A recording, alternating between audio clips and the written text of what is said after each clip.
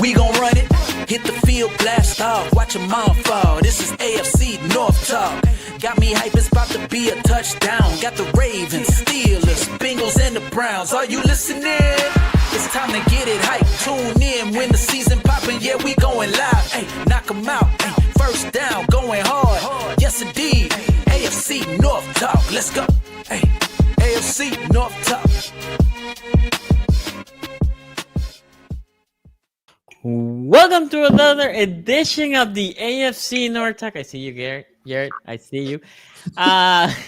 This bastard. Here we are. Trades happening today, like it's the off season. Ace gets a new quarterback. Odafe Owe. By the way, let me share you guys. Now this needs to be retired out of the shelves in Baltimore markets. Let's retire this, guys. It's time to retire that from the market, from the media. The what? Did he have an Odafe Owe jersey? Am I tripping? Did I hallucinate that? He definitely had one. He definitely had one. Number 99. Sure. I'm gonna plead the fifth here. The reality with Odafe Owe, chain and that hoodie we haven't seen in a while. I hated the pick from day one. Then the rookie year, he had a decent year with 7 sacks, and then the milk carton thing happened. Wait. So, when did you get the jersey? After the first year. No, after the first year. Because I was like, he proved me wrong. Yeah. I was like, he proved me wrong. He got 7.5 sacks. I think he got his rookie year. I'm like, well, I was not expecting that. You got Mac Jones. That's what happened to you. You got Mac Jones. My poor cool Jones. You're right. You got proven wrong, and then you overcompensated a year too. And then last year he had a decent year. Like he had 3 sacks or 4 sacks in the last 2 games, so he got to 10. Anyway, he went to the Chargers. Yeah, Chargers keep bringing more and more ex-Ravens. So that's it. There's no analysis. I think the Ravens. If you tell me. I think there's a rumor out that the Ravens are pushing hard to get Thibodeau. Thibodeau, is that how you pronounce his name? Kayvon Thibodeau, yeah, from the Giants. Yeah, for the Giants. Because right now, who you have, I don't think it happens like today or for this week. I think they're taking the L this week. We'll talk about that on Friday.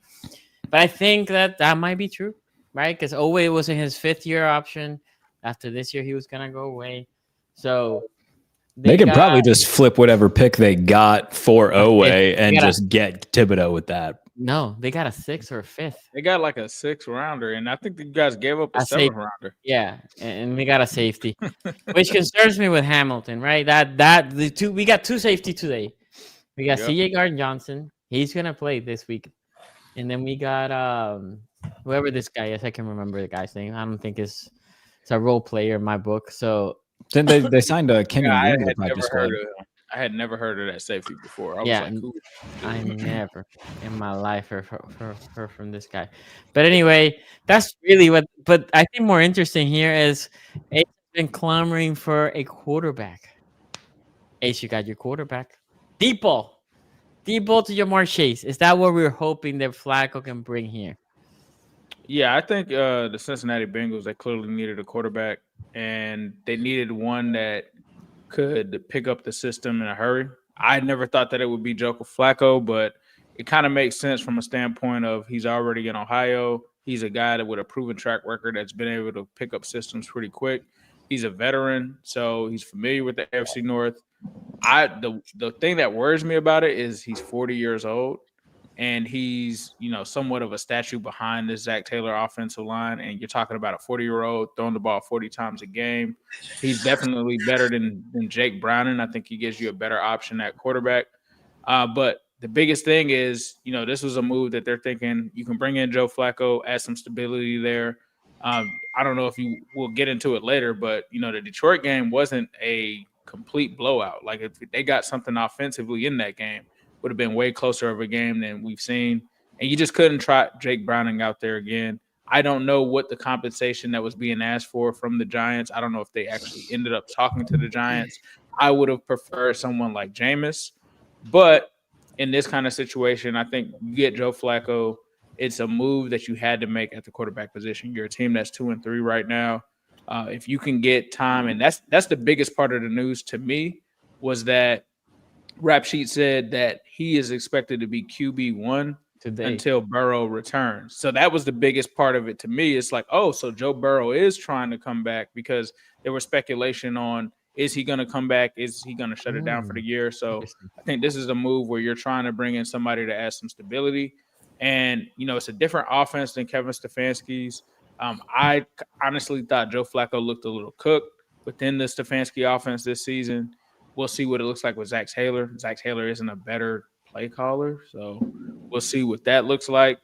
But they just had to move on from Jake Browning. They had to bring something in. I thought it was a little bit of a shock that it was an in-divisional trade because the Bengals have never made one of those. They tried to obviously do the infamous A.J. McCarron one where they didn't fax out the paperwork and stuff like that. Where Sashi Brown purposely sabotaged the trade to save the draft pick. He got fired afterwards. Yeah. So this was the first time we got an in-divisional trade. But, for the Bengals, I think it does make sense because you had to get some kind of stability there. And, anybody was going to be better than Jake Browning at this point. I do have some concerns about the interceptions. I know when we talked about the first game, some of those interceptions weren't on Joe Flacco himself. But, they're probably hoping this is a guy that can get the ball to Jamar Chase, get it to T. Higgins, add some stability there, be able to read a defense way better than Jake Browning just because he's a veteran. And you get some leadership from that standpoint. So I think, we'll see what happens with it. But the Bengals needed to make a move when it came to the quarterback position. Would you rather have gotten Andy from Great Flow? Andy Dalton? I don't know. I mean, we've seen Andy Dalton in this offense before. We haven't seen him with Jamar Chase and some of these guys. I think Andy Dalton would just be a little weird because, he was the former quarterback. He's then coming back, and then if Joe does come back, it's just weird. I think with Joe it's Flacco, like inviting your ex to a wedding. To your wedding. It's like, it wasn't on bad terms, but I don't know if I'm doing that. Yeah, I don't know if I'm doing that with him and Andy Dalton being in the same QB room. That would just be weird. I would have liked to have seen them maybe make a move for Anthony Richardson. That would have been maybe AR? I thought about that. The only thing was I don't know what his first round contract looks like from that standpoint. Sure. I would have liked AR because it just gives you, it's kind of like I'm backup for the future.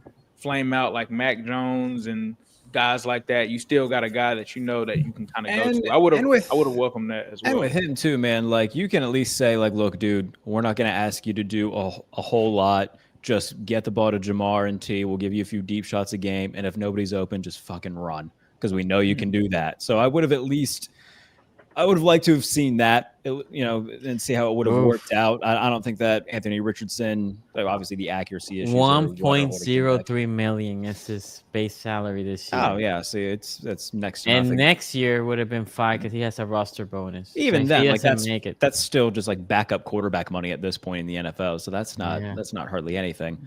So I would have liked to have maybe seen that, because he brings something much more from an athletic standpoint than most guys that they could have gone out and gotten.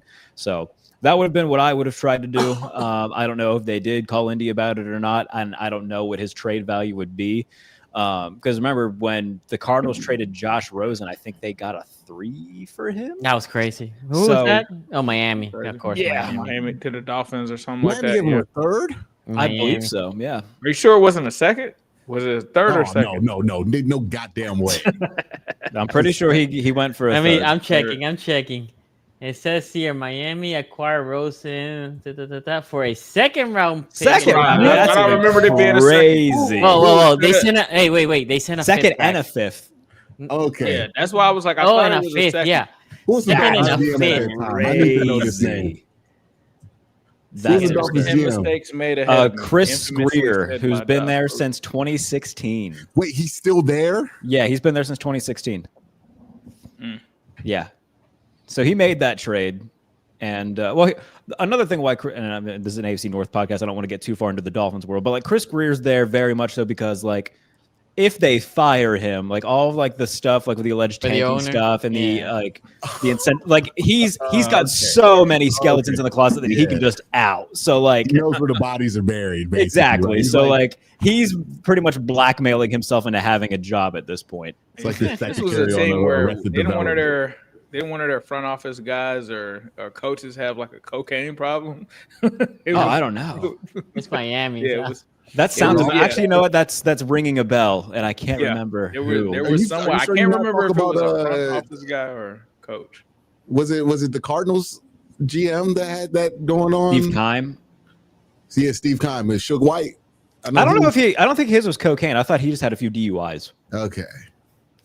Well, if there's anybody doing cocaine in any front office, I mean, you. I want to ask you because you're the giver here. Shedeur now your second QB. Your room is just rookies, at least for QB 1 and 2. How do you feel at this trade, Q? I can't believe somebody watched Joe Flacco play these last few weeks and said, "Yeah, man, give me anything for him." Right, like a 5th round pick, and they're getting a 6 back, but it's a Detroit 6, so they're really losing a round here if they don't. They're getting back like a 4th receiver on a Conference USA team that they're going to draft and cut in training camp next year.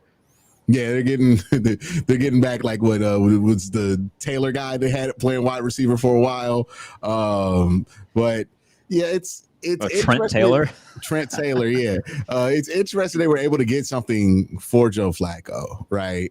And I think that's where a lot of people in Cleveland's minds are. It's like, wow, you got something for him. He was pretty bad. It is going to be interesting to see how Joe Flacco plays in Cincinnati versus how he looked in Cleveland. I do think a change of scenery was needed for him, right? Like, the issues that he had, I thought, came from the fact that the Browns, I know the Bengals offensive line is not good, or at least hasn't been great. At least that's been the perspective of it. But keep in mind, the Browns had a tackle giving up 9 pressures a game while Joe was in there. So I think a lot of that did some damage to him. I think getting some new scenery, a new offense will be good for him.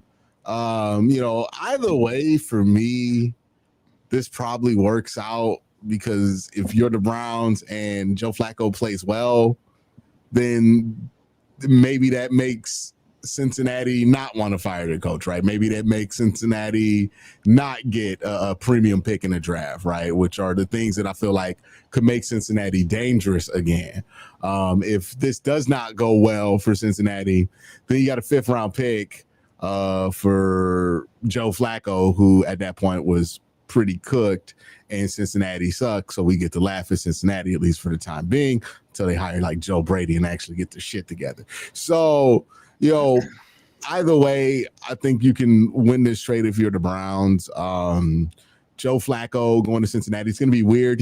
Has anybody completed a trifecta? He's the 3rd triple hat AFC North guy, but he's still, it's always the Steelers that are the holdout, right? It's the Steelers that are the holdout for Zeitler. Nope. It's not as because who was the dude that was on the Browns? He started with the Browns as a defensive tackle, then he was on the Bengals. Larry Ogunjobi. Yeah. The Ravens are the holdout there, and that's the war he was going to be on. Right? Just give him a few years. Get 3 years from now, he'll be a Raven. Is he still in the league? Sure. He's with Buffalo. He's in Buffalo. He might make it around. He'll be back after week 6 because he got a PED. Once he's like 34, he's going to be a Raven. We need D tackles. They might trade for him. But there's no player. We haven't had somebody complete the trifecta. I do think if Joe Flacco does complete the trifecta, most hilarious AFC North home run we've ever seen. There ever was. Did Josh Johnson do it?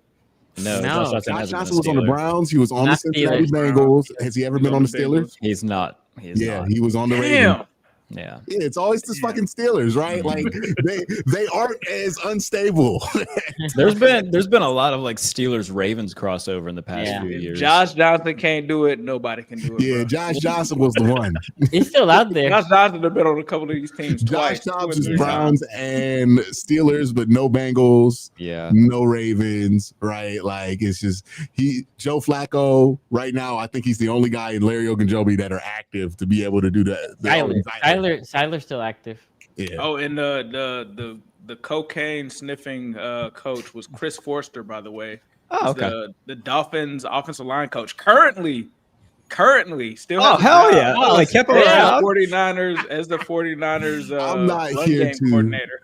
excuse explicit drug use. I don't encourage anybody to do that. Yeah. But let's be honest here. We've all been around football long enough. There are some positions in which doing a little cocaine probably ain't going to get you to lose your job. Strength coach, offensive line coach, defensive line coach, running back coach. I feel like you good. So here like says, boxing, the standards are low. what was the last in-division trade? The last one I remember was Justin Gilbert. The Steelers and the Browns traded. Landry Jones, right? That was a Landry Jones trade. I thought it was the trade for Landry Jones, or at least the Landry Jones pick, right? I remember the Steelers and Ravens traded for Chris Wormley. Yeah, Wormley, and then the Browns and the Ravens traded in the draft. Then we got it's always the Browns. Who we got? Oh, we got Voorhees, our left guard. Yeah, I don't think we've ever traded were the last holdout in trading in division. They really don't like it. Which is why this shocks me that they like Joe Flacco enough to break that rule. And picked by Zac Taylor. There's so many other things. This is also screaming Zac Taylor feeling that heat right now, dog. Yeah. But my thing is, like, there's so many other guys that like would have made much more sense. And I don't know if they were available or not, obviously. But like I said, Anthony and the Giants, one of those two is available. Either Richardson, Russell Wilson. I want to add this too before Jared goes. My bad, man. This means two things to me. One, Zac Taylor, he's feeling that heat, right? You don't make a trade. Last time we saw an attempt at a trade like this, it was Hugh Jackson whose ass was on the line, right? Trying to get AJ McCarron because he saw he was about to go winless. So this tells me that the heat is real for Zac Taylor. It also tells me that the heat, while it feels real in the streets right now for Kevin Stfansky, it ain't real in that building because you don't trade Joe Flacco if you think at some point you're going to have to win games to keep your job. Yeah. So he must be much safer than people are assuming outside that building. Because, again, this is a move you're making to put Shador out there, to put Dylan out there. It sounds like they're telling you we don't really care what the win-loss record is this year. We are trying to see stuff with young players. We'll see how that works out for them. By the way, somebody, Trent in the chat said Sammy Coates. Who did the Browns trade for Sammy Coates? Yeah, he went to Cleveland. He was decent for like a half a year. I didn't know they traded him. Yeah, I thought he was cut. To Cleveland. I think it was like one of those cut down day. Well, if Deontay Johnson goes to the Bengals, then that'll be Deontay. That's another one. Wide receiver. Why would they ever pick him up? Yeah, I agree. Not happening. I think or Ziegler as a guard, backup guard. Is that a position of need for the Steelers? It could be. Samalo is going to be a free agent after this year, so maybe. For a year? You plug him in for a year? If Aaron Rodgers comes back, it's possible because then they won't care that he's what, bro? After seeing how all these quarterbacks have played, let me be a good friend real quick. You know what, Q? Drew Ballers, he's an Ohio guy. What a good story it would be for him to go back to Cleveland. Hey, you shut up. I think it'd be really cool to see the Ohio guy go to the Browns. The biggest thing is, does this mean Watson is back with Cleveland? He's back in play. I'm not hearing that. So we'll see. He has until week 9 before he has to be on permanent IR, right? Okay. So bye week, it's gonna get, and then we're gonna figure out by the bye week, by the end of the bye week. When is their bye week? There. 8? Week 8, yeah. Okay. The 180. Sorry, go ahead, Q. Go ahead. I was just gonna read the super chat. The 180 says Browns/Steelers time for some AFC North football. Surprisingly, I think the Browns are making the right decision at QB. We'll be breaking down this game. Oops. It's all we're making the right decisions until, like, if Dylan Gabriel gets hurt in the first half of this game and Shador get out there and don't know what the fuck he doing. I hope that's sincerely not where we gonna be at. I do. I watched enough AFC North football to know that can happen. The 188 so says Sonny, that loss was disgrace. Okay, before we move to breaking the games, any final thoughts? I know we traded your boy Odafe Oweh. Any final thoughts? I'm wondering. This smells like the Ravens It smells like the Ravens are sellers. I was just gonna say, like, are they just embracing this? We're just trading away a first round, a former first round guy to an AFC opponent, like not to the NFC. Dipping their toe in the water of tanking, like, ooh, all right, this is fun. It's like, well, we weren't gonna keep Odafe anyways. Let's get rid of him. Yeah, like trading away does make sense because like they weren't gonna keep him, get a draft pick for him, whatever. I get it. So, it's kind of like when the Browns traded Amari Cooper. It's like, we might be selling. We want people to know if you want to call us, we're open. But, we're not going to necessarily listen to calls on Marlon Humphrey right now. But, maybe you can get Jair Alexander. Maybe if we did. So the question here is, I'll be interested to see what happens in the next 2 weeks to see if we get Thibodeau. If you come here and get Thibodeau, right, then you're like, you traded Odafe for Thibodeau. You're probably gonna give something like a third or fourth. I don't know what's the market out there. The Ravens are still the odds-on favorites to win the AFC North according to FanDuel, which is very funny to me. Yeah. I need to see what will happen to that. Shows how much they believe in the rest of this division, specifically how much they believe in the Steelers. So we'll see. It would. If the Ravens were to win a division, it really wouldn't be that surprising given the trends in the division. That's a fireable offense for Tomlin. He won't go. He certainly will not go, right? Like they'll say, "Hey, man, he had 10 wins. What are we mad at him for?" Right? Like, because the Ravens are about to lose. They're gonna go down to 1-5, and if we make it to win the division, I think that would be crazy. Anyway, my name Mulatto here says, sent Joe in bubble wrap, handle with care. And have some faith Q, legendary rookie class. This Browns rookie class is awesome. Yeah, look, I hope it is the cherry on top awesome when we're walking out and they're like, wow, both quarterbacks look like they can play in the NFL. I just don't believe in such lucky things happening to me in Cleveland, man. But I hope that they're right on that this rookie class is going to be able to carry them out through there. If they can, man, then we're smoothing good until 2026, and then we're going to probably be able to rebuild this thing correctly and get Mendoza or something like that, and figure this whole quarterback situation out, and then let the Steelers trade for Tua and draft Drew Aller in the third. If any, like, obviously, like, I don't think. Could you imagine Drew Aller with like Mike Tomlin's style of winning? Like, so he's going to do none of the Drew Aller stuff that he's good at. Yeah, like the only thing Drew Aller's relatively good at doing, Mike Tomlin won't let him do. And yeah, like, obviously, like being a Penn State guy, like I want Drew to be successful, but I'm already like checked out of this season. They suck and whatever. Like I'm not that invested in college football. Lost to UCLA. Yeah. Like it's fine. I'm completely. It's hockey season now in Pittsburgh. I'll watch the Penguins. But yeah, like I would much rather have like just take a swing at Aller in the third if he's available. If I've said it on here before, if Tua somehow ends up a Steeler, I'll find a new team. Wait, but then didn't you draft your backup already, your future QB last year? Well, sixth round pick. He's not going to. That's what Steelers fans were telling me. Steelers fans are dumb. By the way, Jared, do you agree with me now of my take that I think Penn State is this 2010 Kane. That's what Penn State is. God, rooting for Penn State is the exact same thing as rooting for the Steelers. They are the exact same team. James Franklin is just college Mike Tomlin. It's just the exact same thing. Hey, he doesn't go under 500. Yeah, they're eligible. They're in elite mediocrity of college football. They will never be great as long as they he's are there. The best team that is going to lose a big game to an opponent that's actually going to make the playoff. Yes. It's like the litmus test. If you lose to Penn State and you're like Illinois, you're not real, right? Exactly. But if you're Oregon, you beat Penn State. All right, yeah, Oregon's going to be something. That is exactly what they are. They are just the litmus test for actual great college football teams. You remember back in like 2000 and like the mid 2000s, it's like when a new wrestler feuds with the commentary team, he like goes into the feud with Jerry Lawler. Like, if he comes out that feud looking good, he's going to be in the fucking Royal Rumble and, he's going to be in the King of the Ring and all that. But if he comes out that feud and it's not hot, he's over.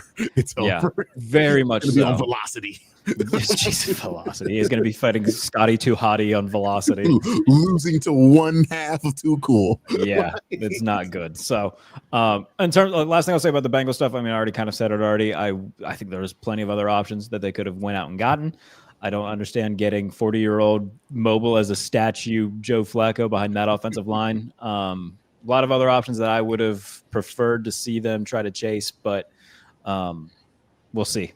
It can't be worse than what Jake Browning was doing, and I think that if they can just find some of that magic from 2023 where it's a lot of, just fuck it balls and they work out with Jamar and T coming down with some of them, then cool. But if you look at the Bengals schedule, if like the timeline for Joe is like late November now, because that's apparently, I've seen that on Twitter all day. It's like, oh yeah, maybe late November. Okay. That's quick. That's what I'm kind of skeptical about. Because they were saying the last 3 I think Graziano is the one who said that they were aiming for late November. And if that's the case, like let's say it is late November, because they do have a stretch where they have another Thursday night game. I believe it's against Baltimore. Yeah, Thanksgiving. Yes. Yeah. So like if late November is the target and they can get, just keep afloat, like I don't think they're going to beat Green Bay. I legitimately think they're going to beat the Steelers on Thursday night. I think they should be able to beat the Jets. Chicago's a toss up. I think they'll lose the second game to Pittsburgh. But if Flacco can just come in and be mediocre, even like somewhat less than mediocre, just competent and not horrible, and they can keep afloat and Burrow gets back and they're still mathematically alive and they can run the table, then sure. But it just depends on when Joe gets back. When Joe gets back. Okay. I wonder how much of this, because like the way it's being framed is the Bengals are making this move to slow down the turnovers, but I just can't think that that's where this is at, because Joe Flacco was a turnover machine his last few weeks. I mean, fumbling, he had 2 fumbles lost, and then like second in the league in interceptions, only second to Jake Browning. I mean, even in 2023, he turned the ball over. The Browns defense was bitch over, right? Yeah. Like that's just what it is. I wonder if this is hey, we think Joe Flacco can find the money, right? And the money is Jamar Chase. Like I think that might be what it is. It's like, hey, this is going to be a guy who's not trying to give Andre Iosivas 5 receptions, right? Like the offense is not going to run through Noah Fant. With Chase Brown, 7 receptions in this game, right? Like we can at least trust Joe to get in there and find the money. I just don't get why, if that was the philosophy, you don't go with Jameis Winston, because that's somebody who is, if Jameis is good at anything, it's pregame interviews, not according to Jared, right? No. Bible study and finding the money when it comes to being a quarterback, of just like, hey, this guy's supposed to be our best guy. I'm going to give him 1 million targets. We're going to do that thing. So, yeah, it is peculiar that they chose to go get Joe Flacco. I think that's good. I want to see what they try to cook up with that, because they went out their way. There's no other way to put it. They went out their way to go get Joe Flacco here. Mm-hmm. And that's interesting. I don't know what that means yet. I don't know what that says, but I can't help but find that incredibly interesting. Okay. Well, let's talk about these games. So before we get started, the following unfiltered thoughts and impassioned expressions, or as we like to call it, the rant, delivered by Sonny, do not in any way reflect the opinions, sensibilities, or carefully constructed brand image of the AFC North podcast and its cherished partners. Viewer discretion is strongly advised, especially if you have sensitive ears, high blood pressure, or a deep-seated affection for the team Sonny is currently targeting. We recommend a sturdy beverage and a well-padded chair. Who the hell made that? Thank you. That was good, man. I wish I had the New World Order sound effect here. That was awesome. What an embarrassment performance. This was a performance that should get you fired. I said last week that Harbaugh was what? Do you guys remember the word that I used? Yes, that word. Exactly. Well, against the Texans, the Miko spread that thing out and just took it all. Christ. He filleted it. It was bad to worst. It was, by the way, no kids should be watching the show at this moment. It was so bad. I had never seen a guy getting humiliated and take it like he liked it. It was, I was so embarrassed. I said before the game, this team should just blitz because we can provide pressure. That's why Odafeo with Carton is not here. Team cannot provide. They're sitting there, vibing, rushing forward, not getting even close to CJ Stroud. CJ Stroud picking them apart. And Harbaugh's like, you know what? That's not bad. They're driving. It's not bad. It's not bad. Defense was horrendous. By the way, I actually don't think the corners played completely useless. The corners were there. But CJ Stroud has so much time that it was just picking them apart. Linebacking core was atrocious.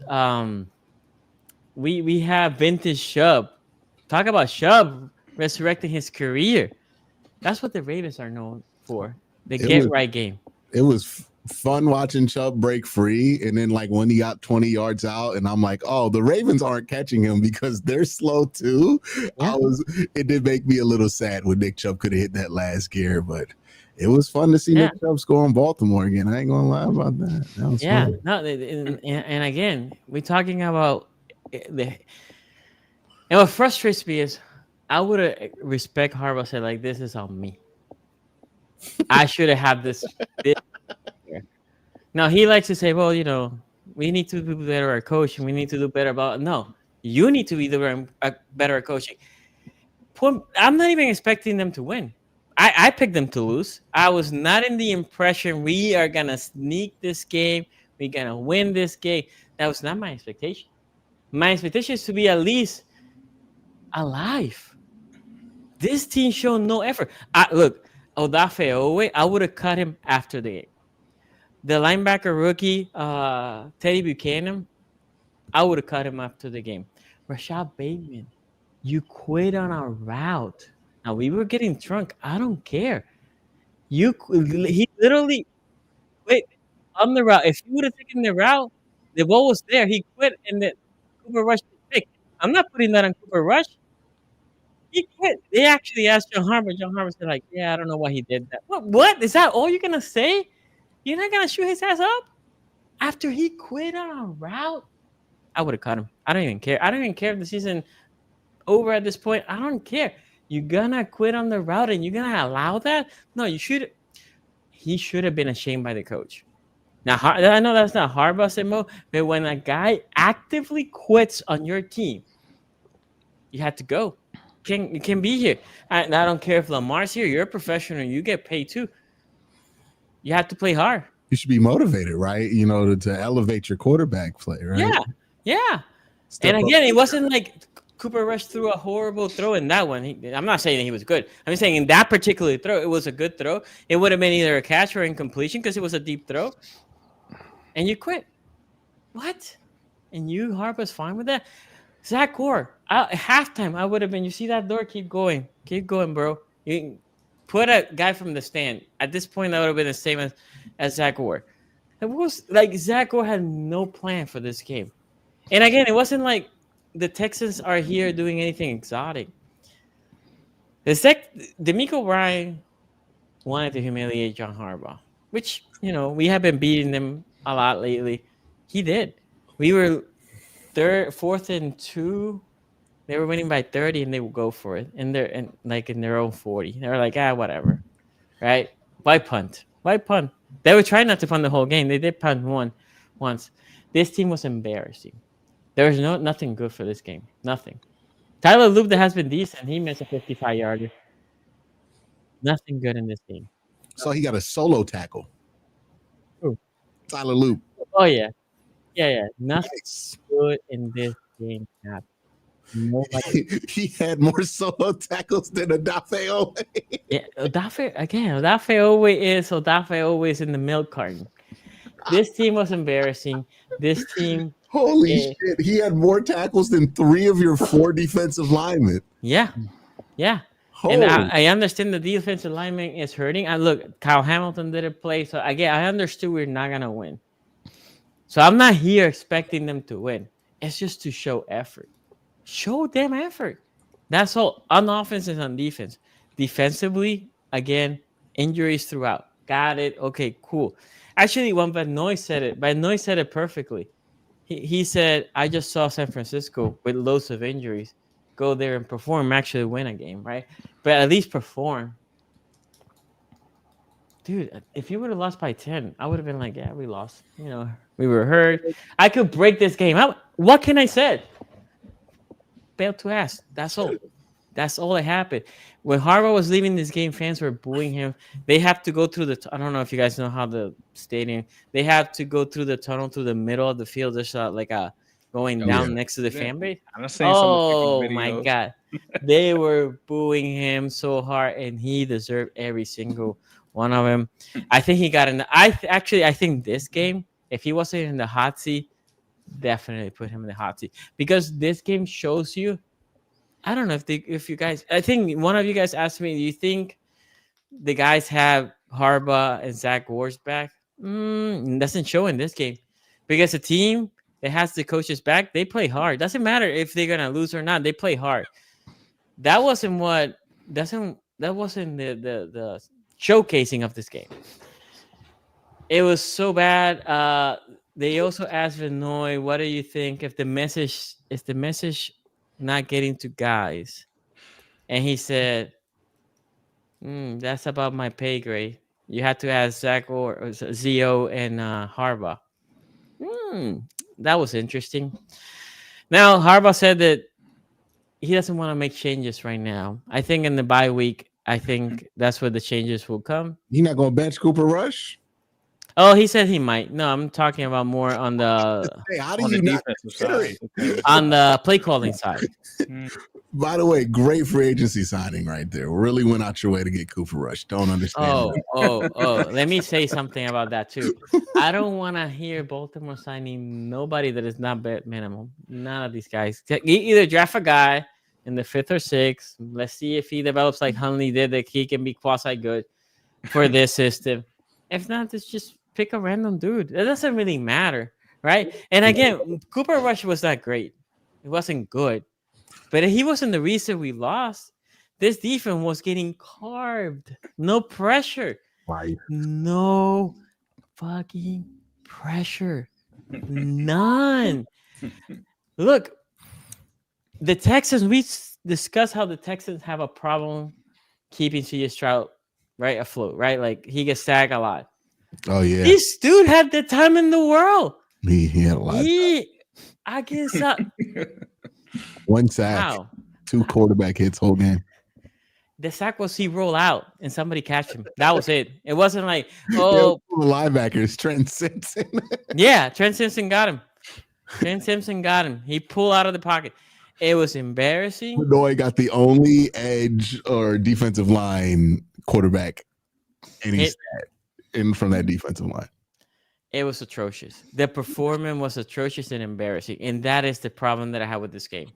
Yeah. It was so embarrassing to see the look, people were selling the game. I'm very curious to see next week, how is this stadium gonna look? Because Lamar's not gonna play. None of the guys that didn't play this week are gonna play. We're gonna have a bye the following week. Why are you gonna risk somebody that's playing a little hurt? None of these how they were. Luckily, the Rams don't have real fans, so I think you guys will be all right. Yeah. So and then usually I pick a team from west to east.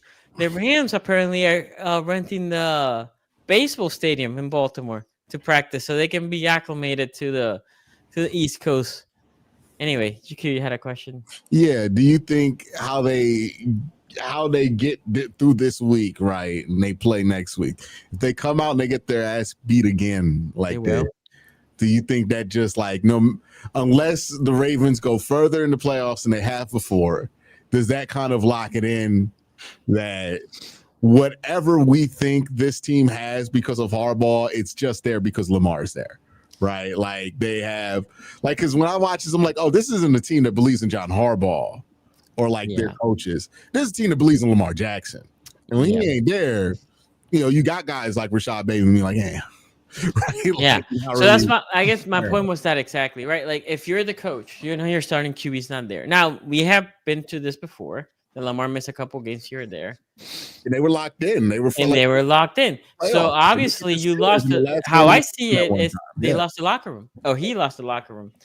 And again, we can blame Zach Ward for how bad he's been. There's one person that can take care of that. You have Shaq Pagano in the staff, right? A guy that's been in Baltimore, DC, but in other places as well. You can take care of this. That's on you, Harbaugh, right? Like you can do it. You don't need the owner to come and fire this. You can do it. I think he might do it after the bye. But it's embarrassing. There's no question.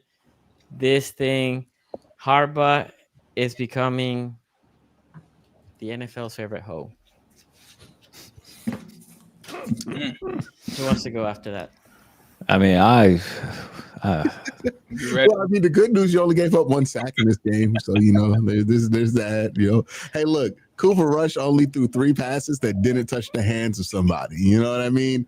He was 17 of 20. Now, 3 of those were interceptions, but still, to be fair, let me, and again, I don't want to defend Cooper Rush that much, but the Bateman one, not on Cooper Rush. And then he threw pass low, and Mark Andrews tried to bring it up to catch it, and as he's bringing it up, somebody picked it. Yeah. Speaking of Patrick Ewing in a Magic uniform, hello, Mark Andrews. Good. I actually don't think that was Mark Andrews' fault, though. Ooh. He's trying to say that. Sure we not Derrick Henry? Like, hey. But yeah, speaking of that, so CJ Stroud had 30 rushing yards. Derrick Henry had 33. So Derrick Henry rushing stat line looked like he threw the fucking football. He went 15 to 32 3. I was like, oh shit, that's not that bad. Right? No, 15 carries, 33 yards. This is the second time he's averaged 2 yards a carry this season, right? Yep. Not good. It's gonna be a third time this week. Against the Rams. I saw because they're loading the box. There's no. Yeah, this is what Derrick Henry looked like his last year in Tennessee. And look, I underestimated the value that Lamar Jackson would have on his career, and I own that. But it is being demonstrated right now, right? Just how important Lamar was to his success. And yeah, like this team, if they don't have Lamar Jackson, and maybe this has been, and I think this might have been the case since Harbaugh had his job saved from Lamar emerging as a rookie. Yeah. If they don't have Lamar Jackson, like they really ain't shit. And sometimes they're less not shit than they aren't, right? Like the Huntley years, they were fine without Lamar, but they weren't great. They still only won like 1 game in that 6-game stretch. And even the one time they beat Pittsburgh with like RG3, like that was funny, right? But I mean, you look at the stretches when Lamar doesn't play, this team is not shit without Lamar Jackson. And it's not shocking to me why a team that's built so much around one guy always tends to fail in the postseason, because that's just what happens to a team that's this reliant on even the guy, the Derrick Henry, right? He's supposed to be the guy that takes the pressure off. He's not really that good when he's not in there, right? When Lamar's not effective as a runner, Derrick's not effective as a runner. It's all so reliant on him offensively. And then defensively, I mean, this thing has just exploded, right? Like it had been going in a direction where like it wasn't great. They trade for Roquan. Roquan gets all the credit for fixing the defense.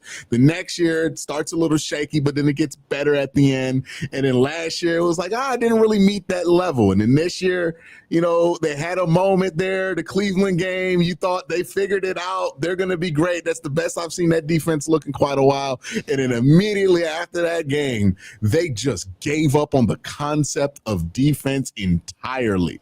Look, I looked at Ace Funny at the beginning of the year where he was pointing out them 40 points. I'm like, damn, we going to do this to Baltimore already?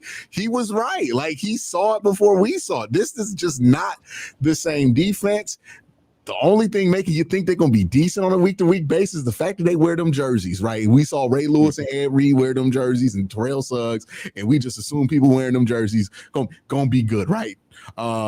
So that's just kind of where Baltimore is at. And I don't really see a way out of it for them. Like, this is the team that has to win it all, by the way. Like this is the year where they put the most pressure on themselves to win it all, and they're just imploding right now. This looks like, remember with the Sixers a couple of years ago? I don't know why I'm using so many basketball analogies today, but maybe it's because basketball's back on today, at least in preseason. But it's like with the Sixers, right? That last year where they tried to run it together with James and Joel and all that, and it just went, and you're like, oh, you got to blow this whole thing up. this is looking like if you're the Ravens in the offseason, new coach, new receivers, new offensive. Well, I don't know how much you could do there on the offensive line because his talent's so shitty in the NFL right now.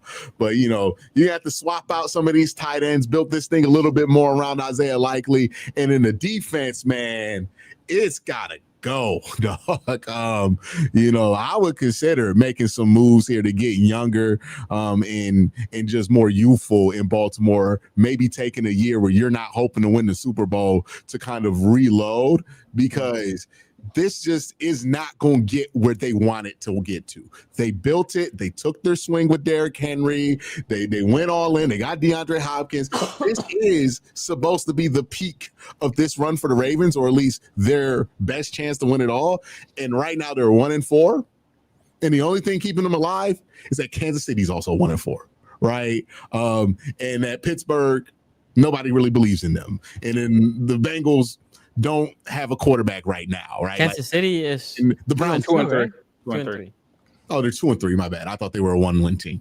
But still, the rest of the AFC isn't great, so that's going to give them a chance to be alive here. But if they don't get their shit together anytime soon, and really when it matters in the playoffs, then yeah, this whole thing has to go kaboom. Like I don't see it any other way. They've tried it. This is the extent of this run that they can try. They're going to have to reset and do something different around Lamar after this season. And I think we're just seeing that be inevitable. This is just not going to work. I'll push back a little bit on the team not being anything without Lamar. That's any team with a star quarterback, though. Like if Mahomes goes down, the Chiefs are fucked. That it's not as bad as it is in Baltimore with Mo. Like I get it that you're not going to be as good without a star quarterback.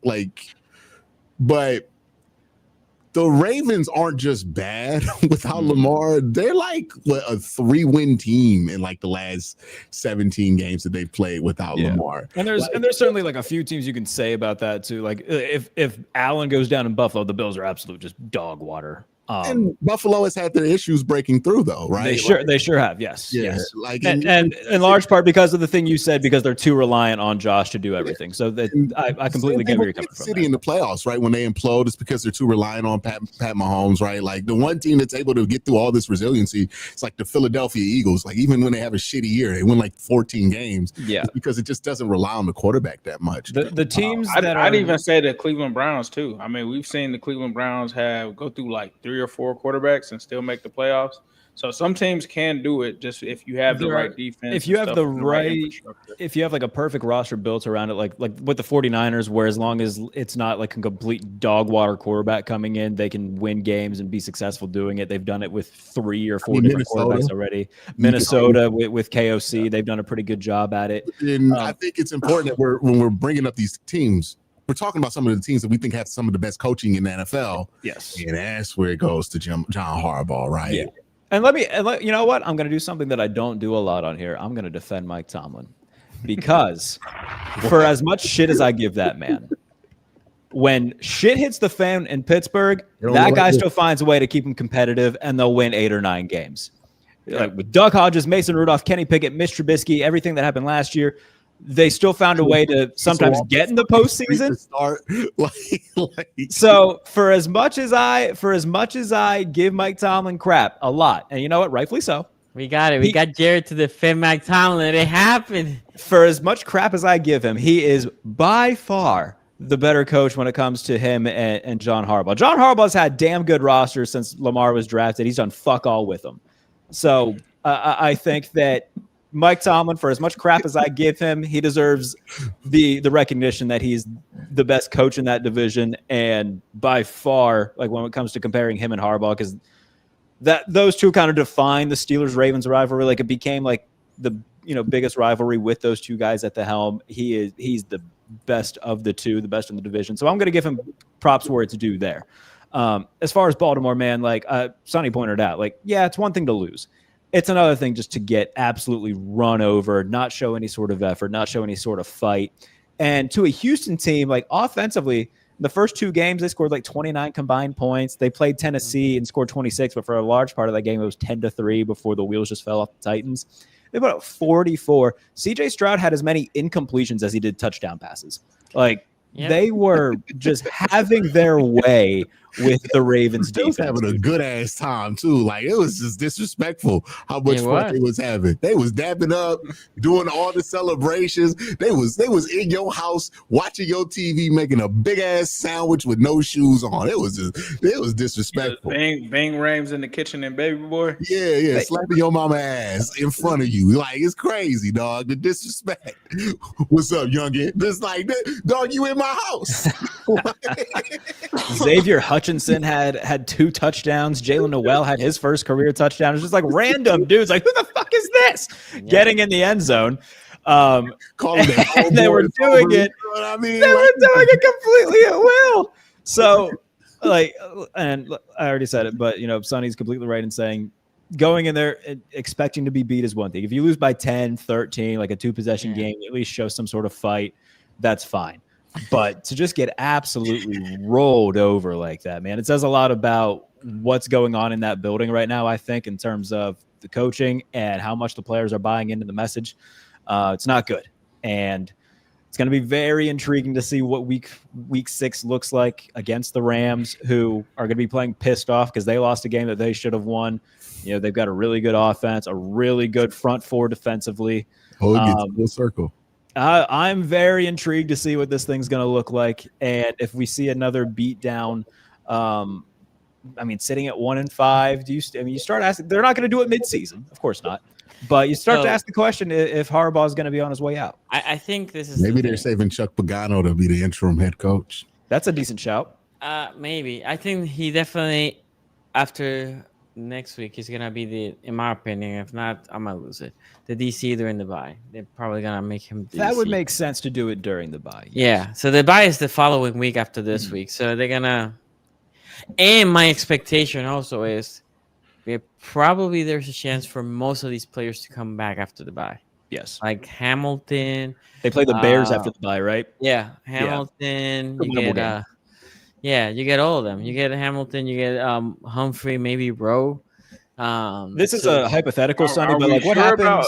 Are we sure about Hamilton with them signing 2 safeties today? No, but not for this week.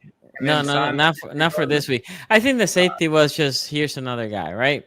The question also could be if Marlon Humphrey's injury is worse than they think, they can always bring Hamilton back to nickel and put those 2 safeties out there, right? So that gives you flexibility too. It's okay. Marlo will still be doing them podcasts though. Don't worry, he'll still be there. Marlo, look, this will be studied someday. Marlon Humphrey was a fan favorite. These podcasts are not doing him good. It's never a good idea, like for your. It's not like he has views either. Unless like you're sure. There's so many active players with fucking podcasts. Like Deebo Samuel has a podcast. Who in God's name is watching this? Deebo Samuel or Micah Parsons podcast? Commanders fans. I just don't get the. I remember like Deshaun Watson had a podcast while he was the starter in Cleveland, and I remember being like, why would I watch this? It's like a player podcast is going to be sanitized. You're not really going to like hear anything interesting. Right. It really don't get interesting until they're not playing no more. Like, all of a sudden you starting to hear stuff come out. Yeah. But like Cam Hayward for the Steelers has a podcast. And I got to tell you, it sucks. It's not good. Like I don't understand who's watching this and be like, damn, this is some compelling content here. Like they're not going to say anything worth a shit while they're playing and give any sort of like hints that they're pissed off if they are or anything like that.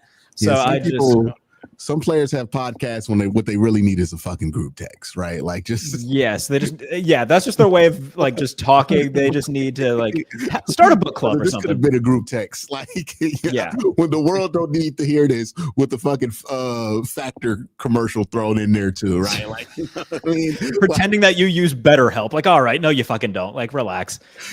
Yeah, then they have a team guy there, but it's can they use gambling sponsorships?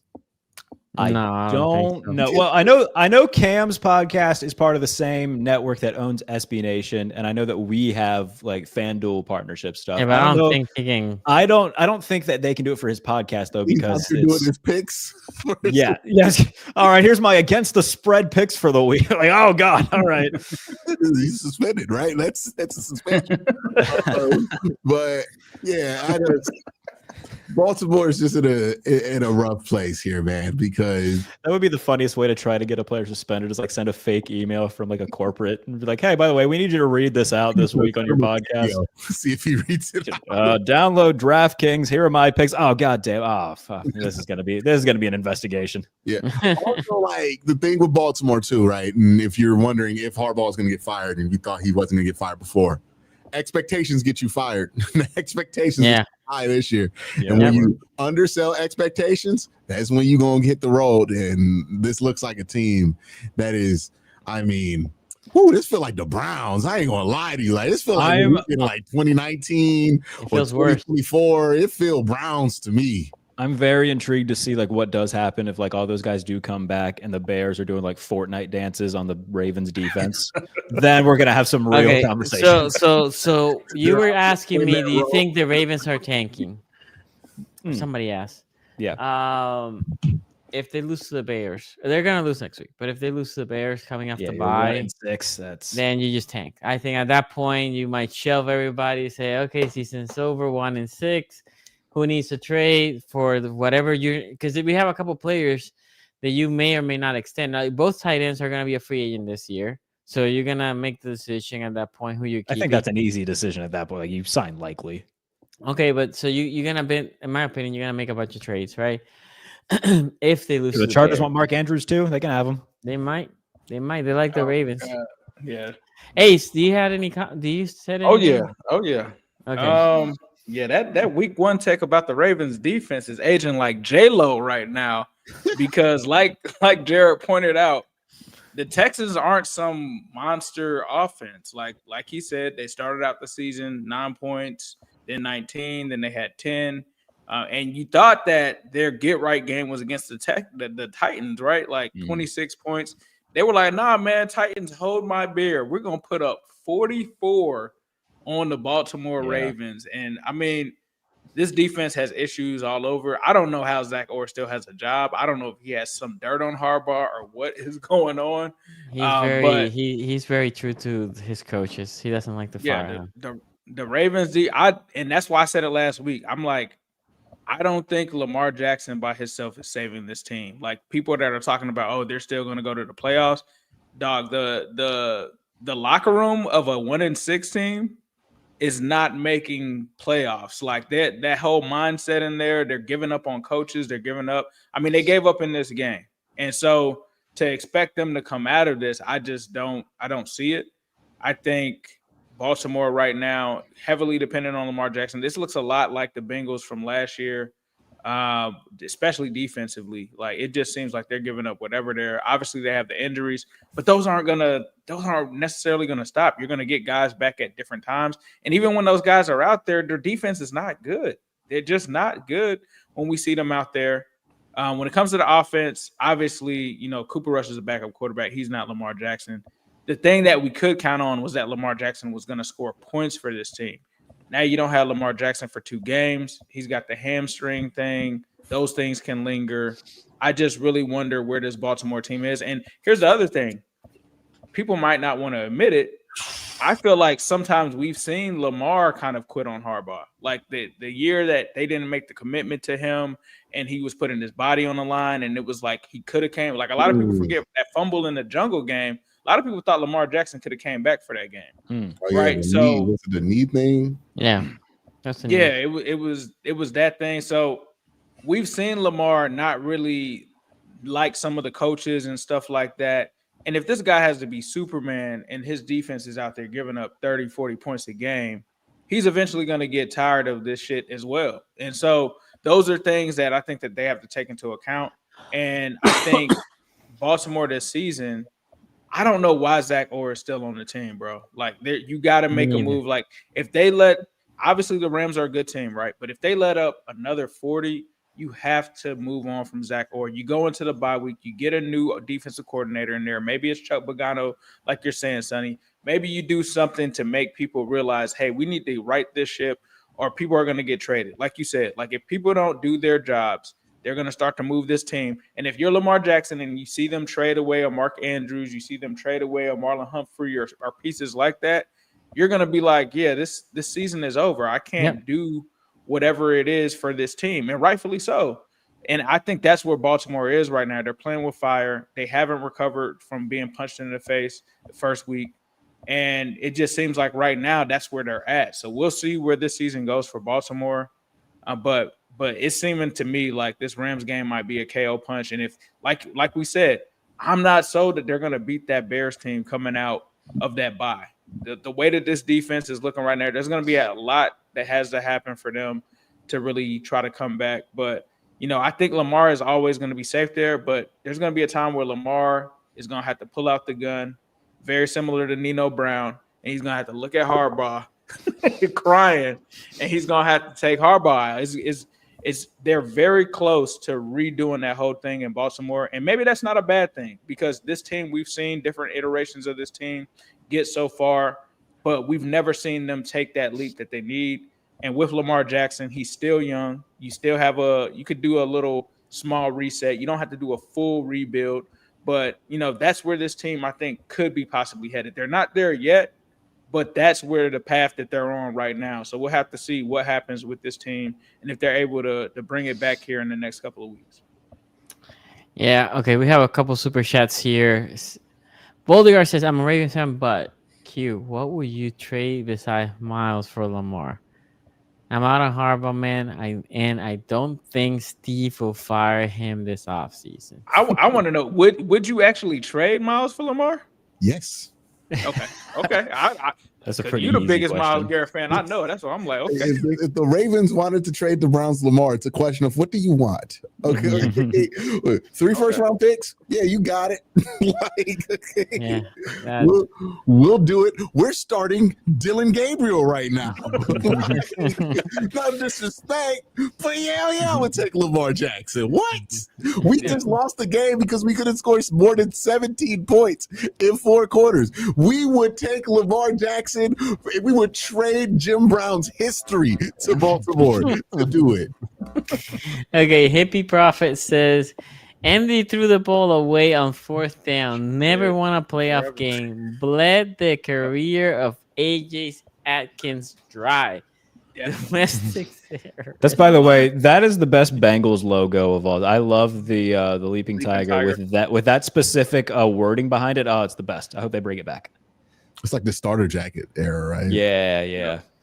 Voldigar, also shout out to you again. We Voldigar. gonna need a wheelchair when they get done after the Rams get done doing what they do.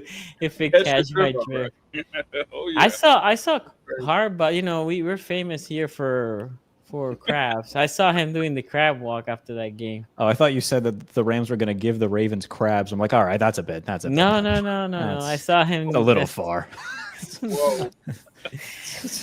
By the way, this is why I put that disclaimer before. Chris Olave, you're a Steeler. Also, PQ is better than Row fraud. Smith, and the food better in Pittsburgh. Some people are going to use this week to see, like, hey, see, Roquan's important. I would love if Chris Olave was a Steeler. I'm not going to rule anything out with Omar Khan. We know that he's more than willing to make some moves. They reached out about Olave back in May. They were told no. But if bye week comes and the Saints still only have 1 win, we'll see. They're only going to have 1 win. I just don't understand the con artist nickname. That could go very bad very quickly if he makes bad moves. Yeah. And I mean, it really all stemmed from getting a 2nd-round pick for Chase Claypool. That was like the ultimate. Wow, I can't believe he did that. And Chase here says, I think not having looking a little bit more different because he's actually having a good year. First Tomlin wide receiver to do that. Yeah. I think not having Ricard is definitely affecting the running game also. Yeah, they alluded to that. It can't.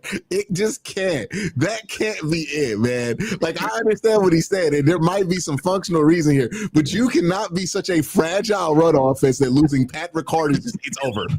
It's over. No.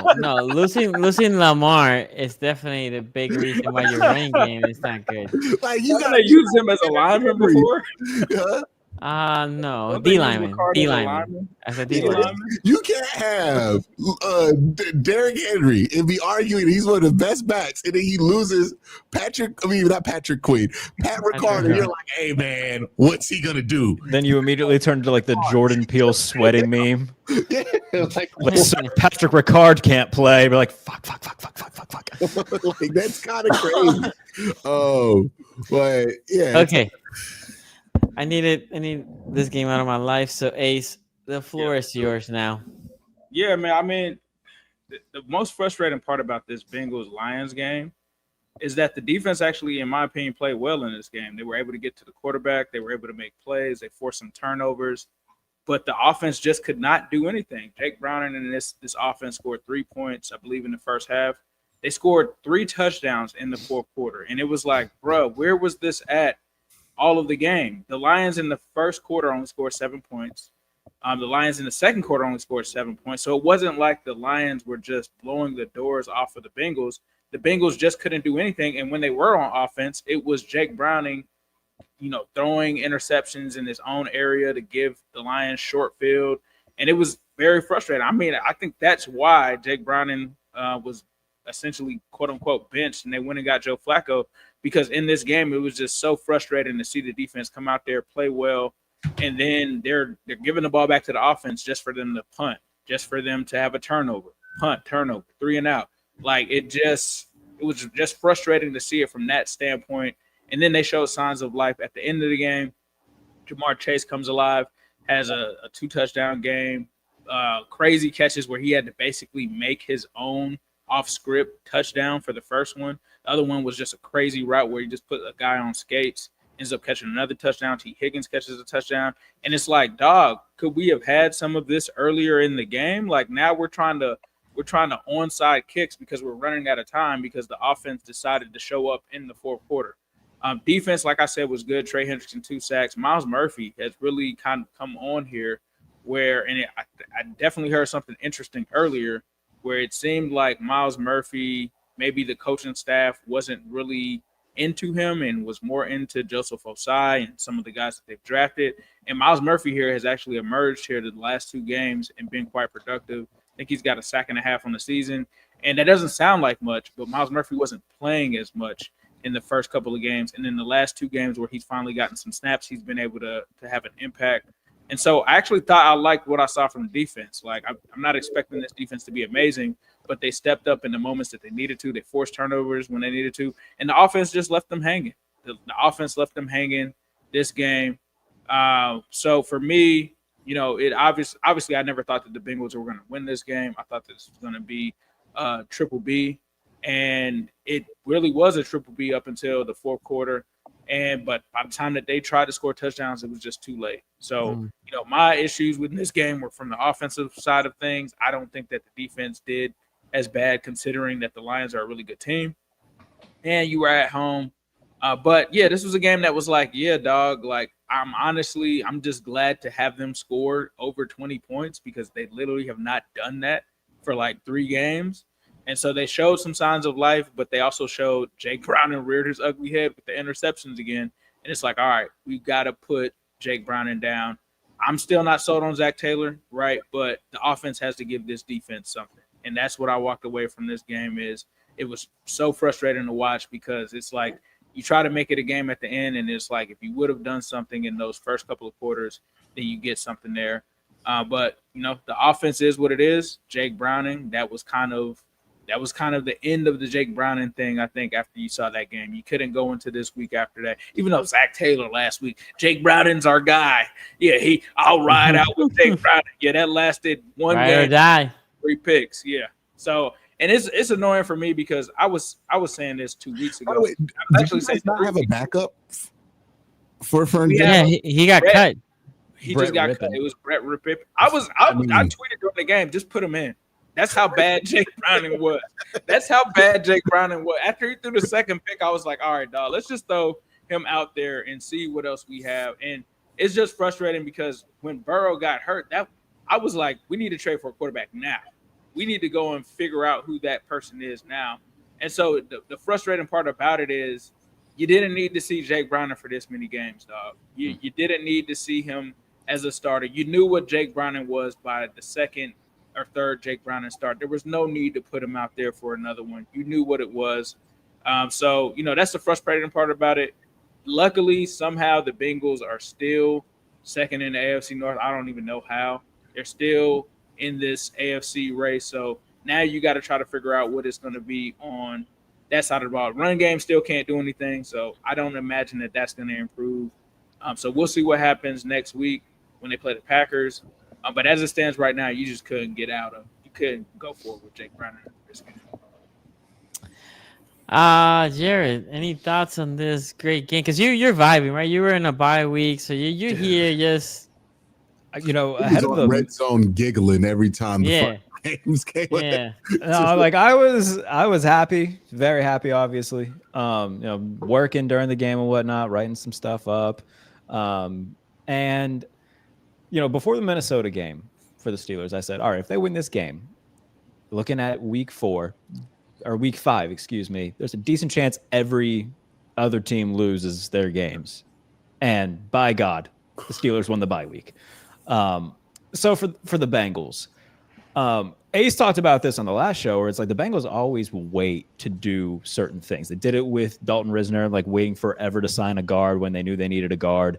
And as soon as Joe goes down, you should have made a move for a quarterback, like Ace said.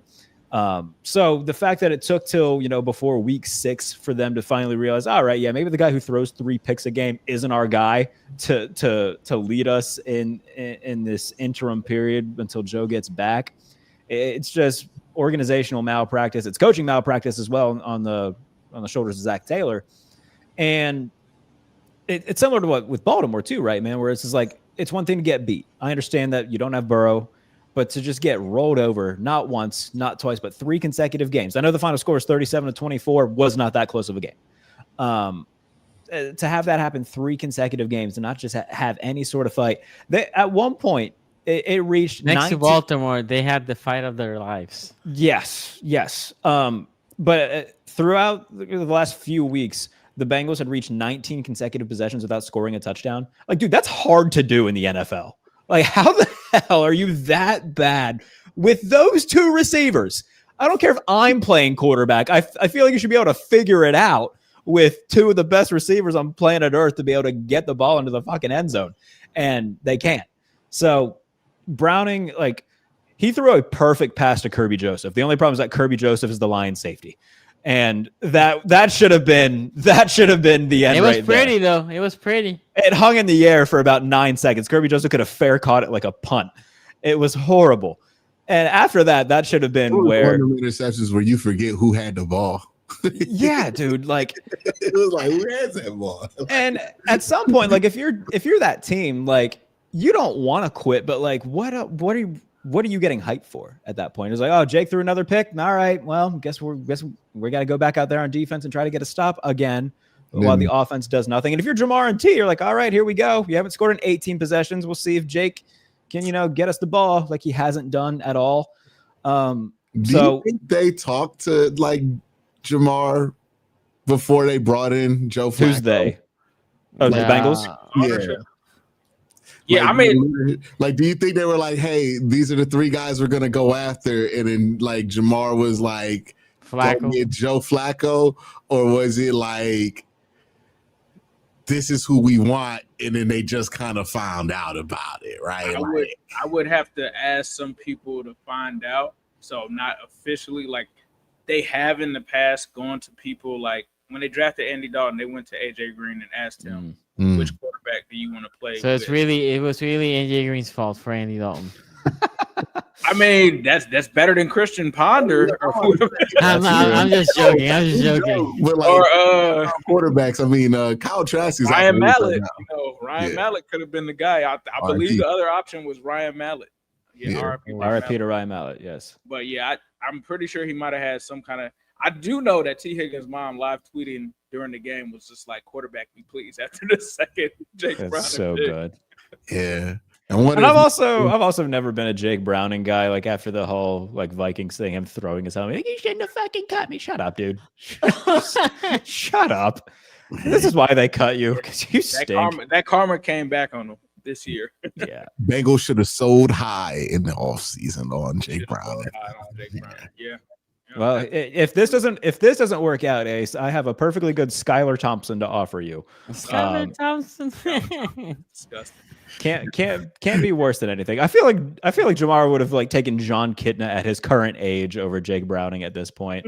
Like, my God, man, it's just bad. So we'll see. Flacco's obviously an upgrade.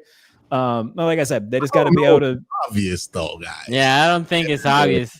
I think at this point it's obvious. Like, Flacco's not good, but Browning is like legitimately this stretch that he's played. Joe Flacco last week before they benched him.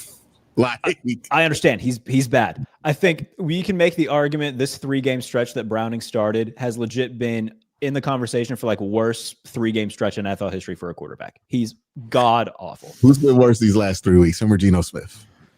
I mean, Jake, but like with expectations factored in, Geno Smith is the more disappointing one. Yeah, obviously. And Geno got paid in the offseason. I mean, I was never a big Geno guy to begin with, so I feel like I don't want anybody to fail, but like hey, Geno's not all that good takes are looking really good right now. But yeah, that's it with the Bengals, man. If Flacco can keep them afloat, keep them mathematically alive till Joe gets back, especially if like mid to late November is now the new target goal. All the teams will be mathematically alive, and not only on the North. I'm just saying the AFC right now. Well, I mean, yeah, every team right now is mathematically alive. I'm just saying the AFC in general not looking great. I'll say about this game, and because I don't really have anything to say about the game, I'm not going to evac. Like I saw the first quarter. I was out. I was watching it very closely because I needed a David Montgomery anytime touchdown to win a parlay. So thank you, David Montgomery, for the $110 you won me. Oh, you know that was happening. His sister at the game. Yeah. Being from the city. Yeah. I watched the first quarter and then I caught whatever bits and pieces I could catch at Shake Shack, while I was waiting to do something else. So I'm not going to act like I know exactly what went down in this game. But when it comes to this trade, the one thing I would say is like, hey, we're talking about Joe Flacco playing an extended period of time. When him playing an extended period of time has always been an issue, right? I think what he played, how many games last year for the Colts? The Colts, like 6-7 games, something like that. We were factoring in Cleveland. He would play like 6-7 games, right?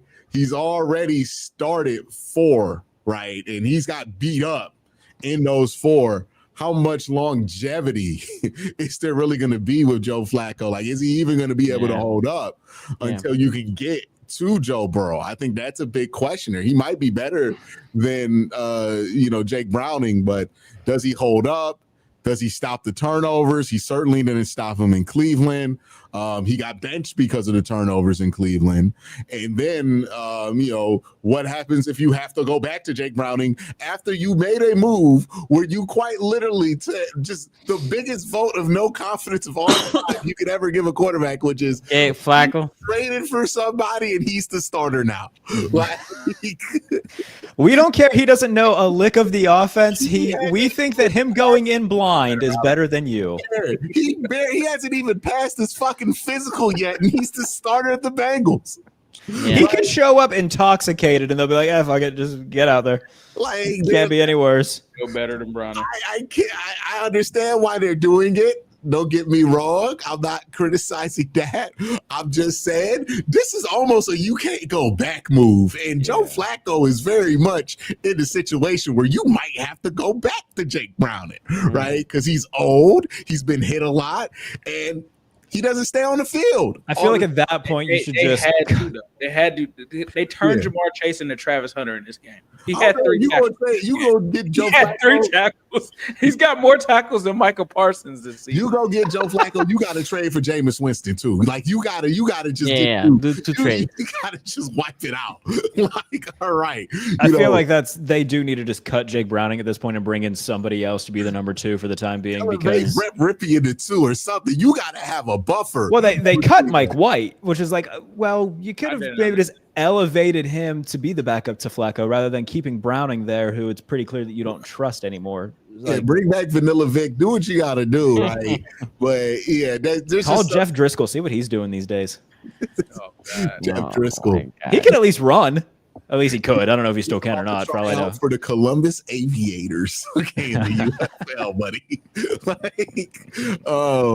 But yeah, that's my only thing with whatever's going on with the trade is like, hey, like, do you really think Joe Flacco? Like, again, I just find that very interesting that Joe Flacco was the guy that they were willing to, not very much go out their way on, but certainly go out their way on and trade in division for. Yeah. Given that, there's a lot of things you could point to that would say that he wouldn't be the solve there. So I wonder who was insistent on it. Was this a Zac Taylor thing to save his job? Was this a Jamar Chase? Hey, I grew up watching Joe Flacco play, and I think he's good. Because these kids do think Joe Flacco way better than he ever was. Sure. So maybe that's it, right? And Jamar Chase is not a kid, but he's one of them young guys that think Joe Flacco was good. Maybe that's the case.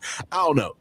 Still, curious. On that. Very curious. They landed on Joe Flacco. I didn't imagine. I thought Kenny Pickett was more possible than that, right? Like, Joe Flacco is interesting. We'll see how that works.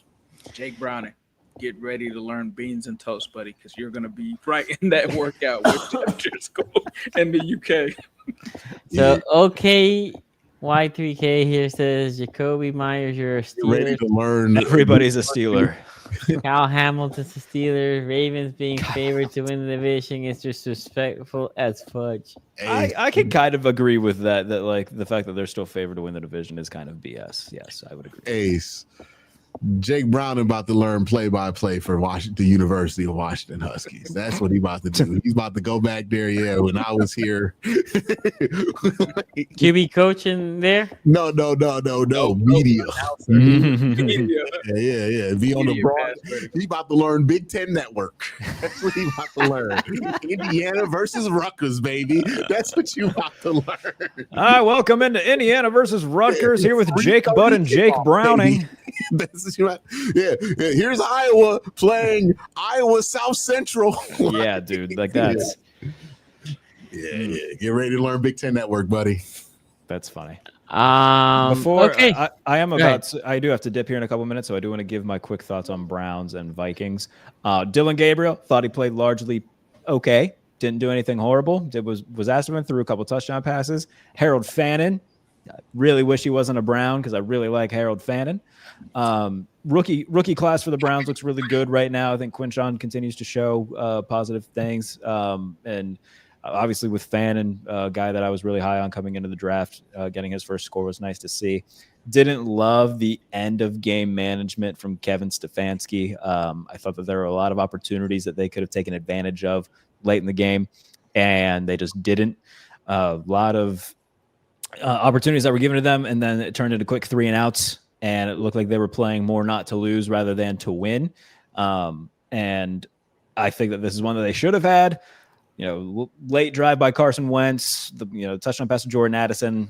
Denzel Ward talked about it after the game, saying that, he gave him a little bit too much space on the outside. But even so, I thought the Browns could have been a bit more aggressive and at certain points in the game to try to go and just cement the win.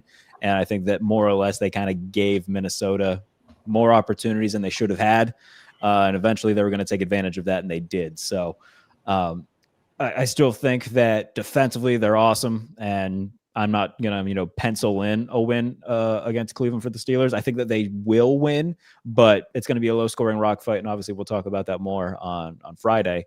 But I thought Dylan Gabriel showed some good stuff. I'm not going to sit here and say he's the franchise answer, but for what he was asked to do, I thought he played largely fine, protected the ball, threw a couple touchdowns, and I thought that Cleveland should have done a little bit more to be aggressive at the end to try to win. Yeah, Cleveland. It was a good game to watch early on. I think it's hard because I actually like the roster of the Cleveland Browns. Like I do. I picked them on my parlay straight up. Win, gave the points because I thought you've been very big on the Browns this year. I think the Browns are a good team, and I think Gabriel gives them my lifeline. I actually think they can win a couple of the next couple games. Yeah. Let me peace out though real quick. I need you to give up on us. let me peace out real quick. I'll see you guys on Friday. Take care. If you didn't like the video already, everybody in the chat, like the video, subscribe, do all that fun stuff to the channel. It helps us out a lot, gets us pumping in the algorithm and whatnot. So I'll see y'all Friday for the preview show. Q, you're saying that I'm jinxing the team? I'm saying we need something, dog. we suck right now.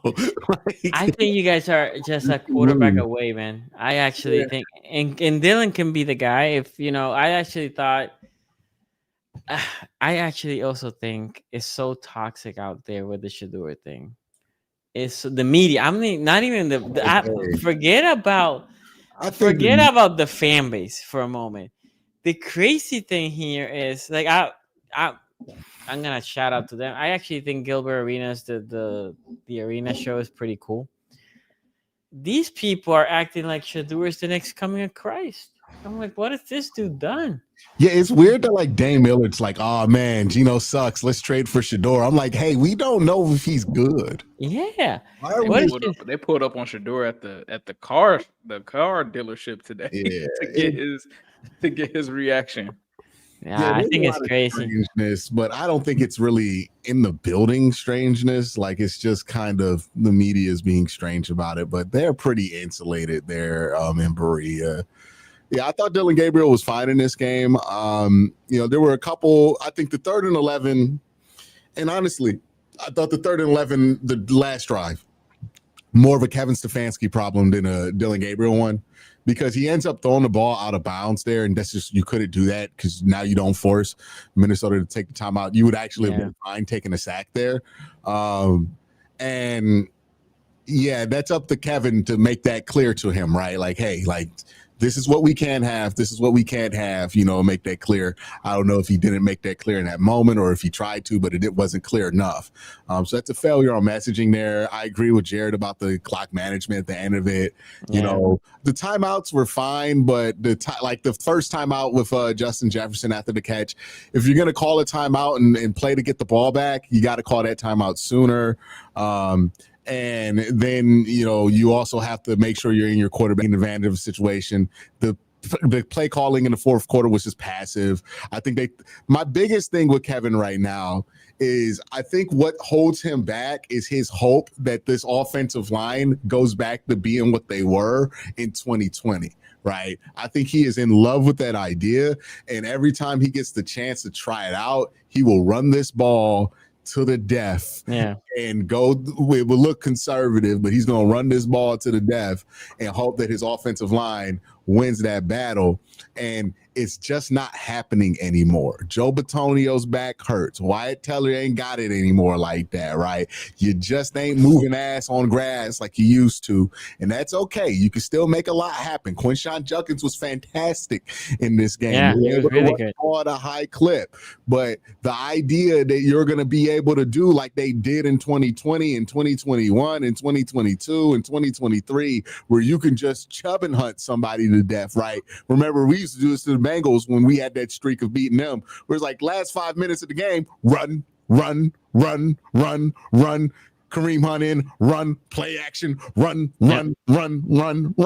right? And that's how the Browns would like to play. They can't do that anymore. He has to pivot. He has to find a way to have more go-tos, and I don't think that go-to playbook has updated itself enough over the last few years, and that's on him. This team has to score more than 17 points. That's on Kevin. I think Kevin's a good coach, but if you can't get this offense over 17 points, then people are going to start asking what the fuck it is that you're doing, right? The offense got to get something going in the fourth quarter. Can't have that happen. I'm not really as willing to give the defense a pass as most people are. And some people are like, hey, the defense, they did play well. They only allowed 14 points for most of the game. They weren't the main problem. And I would agree. The main problem in the game and the main problem for the Cleveland Browns season is the Browns offense. But the Browns defense is supposed to provide a safety net for that offense and supposed to bail them out, even if it's not fair. That's just what it is, right? It's like a big brother, little brother situation, right? Hey, so do you have an older brother or anything like that? Yep. Okay, so you out with your older brother, you get in trouble. Guess who getting in more trouble? It's going to be you or your older brother when you was a kid. Yeah, because that's the one who's supposed to know better, right? Yep. That's the one with the more responsibility on it. The Browns defense is that to this team, and no excuse No way I can excuse you letting Carson Wentz and an injured Vikings team going 80 on you to end the game. Not acceptable. Not acceptable for the best defense on earth. Not acceptable for the defense that calls himself the best defense on earth. Not acceptable for the player who calls himself the best defensive player on earth. None of it is acceptable. Myles Garrett, 2 pressures in this game. We talk shit about TJ Watt. That was TJ Wattish. Right? TJ Watt on the milk carton. Where you at? Right? We'd be making all kind of jokes if this happened to Pittsburgh. We would understand how embarrassing this is for a defense that holds itself in such high regard. If this is Pittsburgh, Cleveland, oh no, we're gonna be sensitive about that. No, where's the fucking milk carton for Myles Garrett? He should be embarrassed by this performance. You can't let Carson Wentz go 80 on you to end the game. Justin Jefferson made one great catch. I understand that, but still, you never got him behind the sticks in that drive. You never even gave him a neutral gain in that drive. You tackled like dog shit. It was a horrific last drive of that game for a defense that holds itself to a higher standard. So, yeah, I could talk about the offense being garbage, but we're playing like 45 rookies. Dylan Gabriel's the starter, and our offensive line isn't good. We know what the expectations are for the offense. The defense, they're supposed to be superstar level, and no elite defense that's worth their salt thinks that letting what happened in that final drive happen is acceptable. Would the 2000 Ravens look at that and be like, hey, man, we should have scored more points, Trent? Like, no, that's who they're trying to hold themselves in the same regard as. You know, like they're trying to hold themselves in a similar regard to those kind of defenses, and you can't have that happen when that's how you're trying to sell me that you are, right? So this week, you know, we'll talk about Pittsburgh game later on in the week, but this week I really want the Browns to take that challenge personal and come into this game against Pittsburgh understanding they got something to prove and something to prove about themselves, because the offense was shit and they bear the brunt for why this team lost this game. But boy, the defense in that moment, in that final drive, you just got to do better. That result is unacceptable. And I can accept mediocrity from a mediocre defense. I mean, a mediocre offense. I cannot accept mediocrity from an elite defense. It can't be done. That's not here. The reason why Ace is so mad at the Bengals right now is because they're getting mediocrity and they got greatness at wide receiver, right? Like that's why. He's not as mad at the defense, right? Because he knows the defense is rebuilding first year. They're doing the best they can. And to their credit, they're better defensively than the Browns offense is, right? Like, so they're not even as bad. But still, you know, when you got greatness on that side of the ball, you expect that to step up in those moments. And Malik Collins was the best defensive player on the field for the Browns at the end of that game, not Myles Garrett. And that's something that they should think about. Ace. Yeah, I mean, I think Q pretty much gave everything that I was going to talk about. I mean, I think the Browns defense, you got to get better on that last drive, letting Carson Wentz go 9 for 9. It's just unacceptable, like he said. It was a game that they should have won, and the defense could have won it for them. I do think that the bright spots are that, you know, Dylan Gabriel, I think, played very well, especially for that being his first start against the Flores defense, overseas, all of those things, like for him to protect the ball, go out and have a solid performance. I think that was inspiring. I talked about how they would have to lean on Judkins. Judkins definitely provided that spark for them as well. I think from that standpoint, you know, you wanted more from Myles Garrett, especially in this game. Quincy talked about it, the 2 pressures. You know, some of that was Kevin O'Connell scheming up a game plan. And that was very impressive to see O'Connell do that and be able to neutralize Myles Garrett from that standpoint. Still allowed 3 sacks, but like Quincy said, if you're the best player on the planet, you got to have more than 2 pressures in a game like that. I expect him to bounce back for sure. But that was the game there, the trenches in that last drive, unfortunately. But I think if you're a Browns fan, this is what I was kind of talking about with moving on from Joe Flacco, ironically, who's now my quarterback. Right now, you get to see a Dylan Gabriel. You get to see what the offense looks like with him in. And I think that that's where they're at right now. And I think that that was a move for the better. I think that's why they probably moved on from Joe Flacco, because it was clear, you know, we're going to see what Dylan Gabriel has right now. And so hopefully he can continue to stack those solid performances.